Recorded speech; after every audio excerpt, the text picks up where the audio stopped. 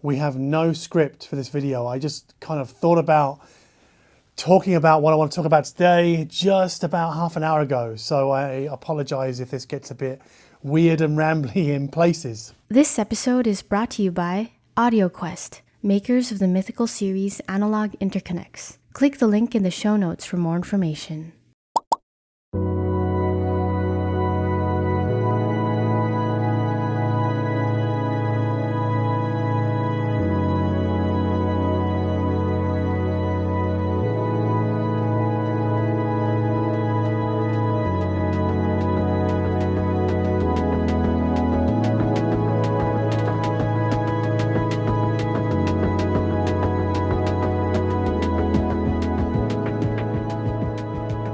Welcome back everybody. Today I want to talk about the Sony NW-A306 again, but in a different context.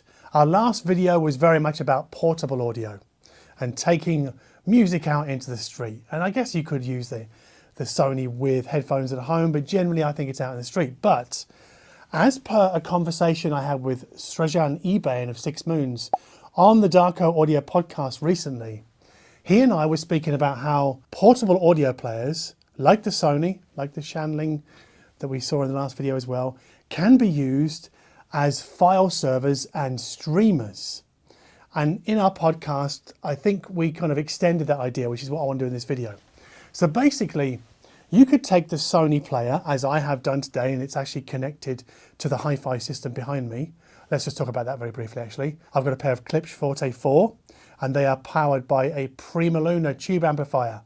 And that review is coming in a couple of weeks, but it's a very, very lovely setup. And the Prima, without giving too much away, has a very lovely and extremely relaxed and laid back sound, which means that it proves a nice complement to the sort of clean and crisp sounding Sony player. Because if we connect the Sony's headphone socket to the Prima using a 3.5mm to RCA cable, then we've got music essentially. And if you put a micro SD card in the micro SD card slot and then fire up the W Music app, then anything that's on that micro SD card you can play through this hi-fi system, because you have to use the W Music app, navigate to the file that you want to play or the album you want to play, hit play, and you can come and sit back on the couch as I do here and relax.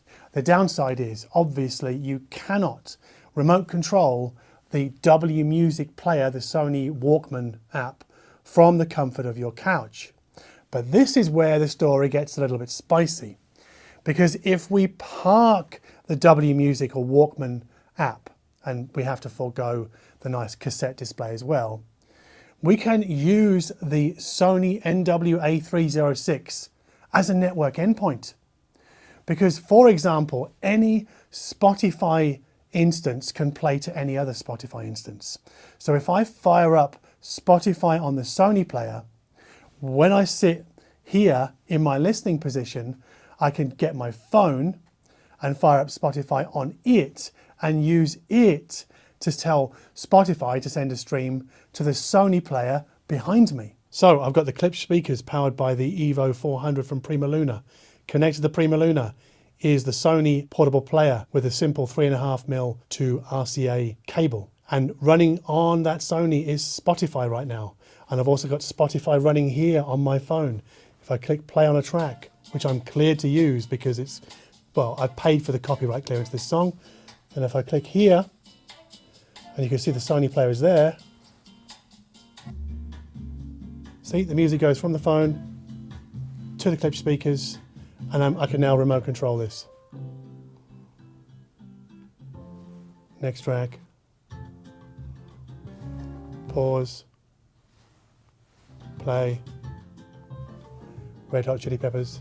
So I've got full remote control of Spotify from the comfort of my couch using the Sony player as a network endpoint. And it goes further than that, because we can also fire up Roon remotes. Now, not Roon Arc, Roon remote. And you fire up that on the Sony player, and you have to activate it as a zone on your Roon core. And then once again, you can fire up Roon remote on your phone, as I have done. We did about 20 minutes ago, right, Olaf? Right. And then I use the the Roon remote on the phone to remote control, or effectively tell my core, which is over here, what music to send to the Sony Player's Roon remote app. So now I've got the same setup, but instead of Spotify running on the Sony Player, I've got Roon remote running on the Sony Player. And I've got Roon remote running on my smartphone here. And you can see, if I click on here, you can see the Sony is one of the zones, is the active zone. So if I click play on this John Tejada album, it comes out of the hi-fi system courtesy of the Sony Player. And obviously I can pause, play, I can Red Hot Chili Peppers. So yeah, this is a Roon endpoint system that I can control with my phone, just like any other network streamer were it connected to the amplifier over there.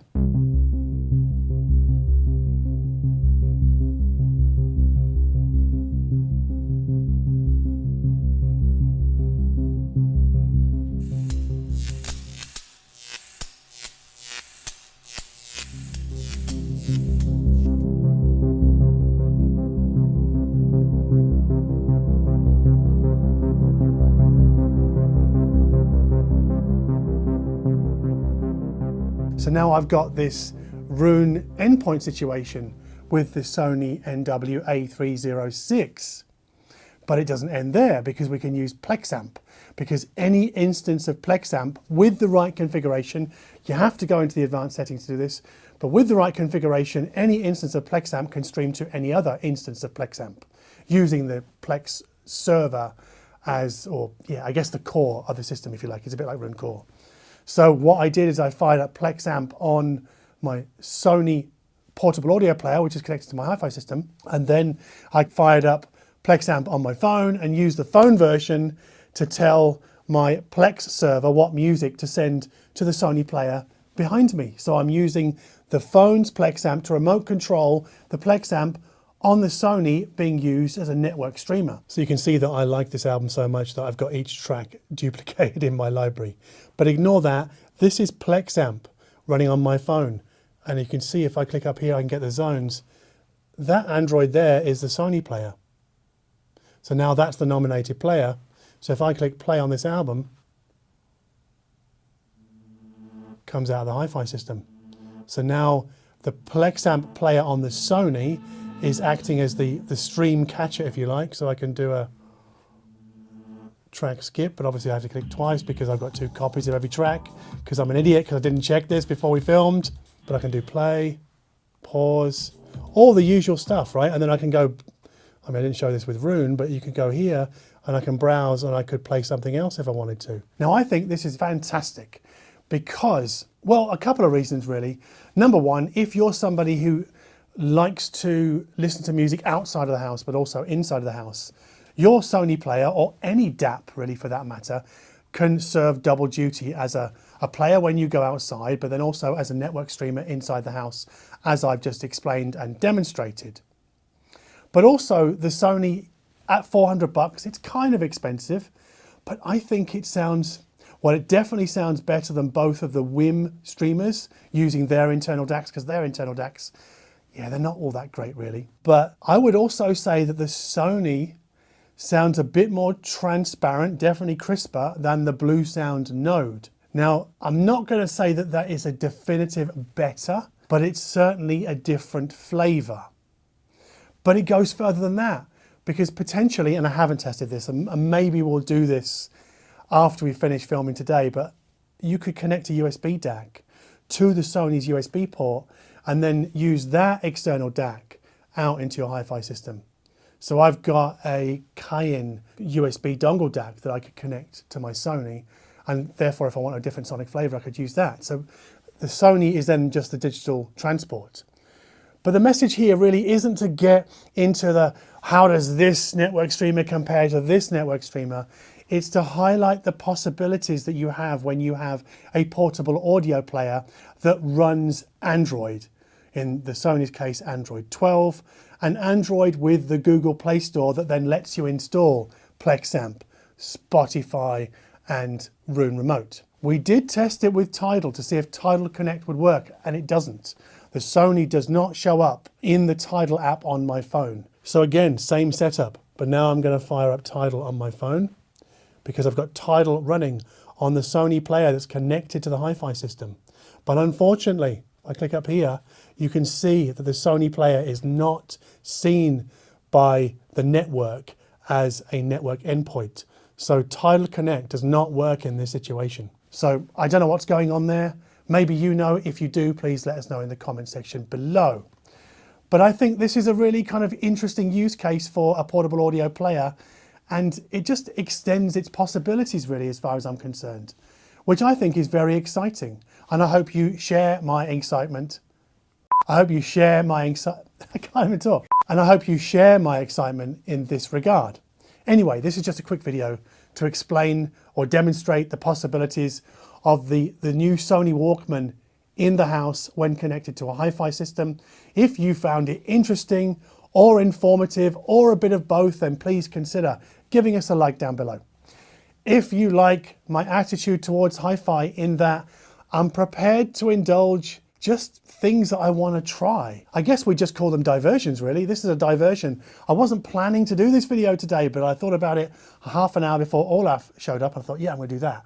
So if you dig the fact that I'm happy to entertain these diversions, then please consider subscribing to this channel, because you never know what diversion is going to pop up next.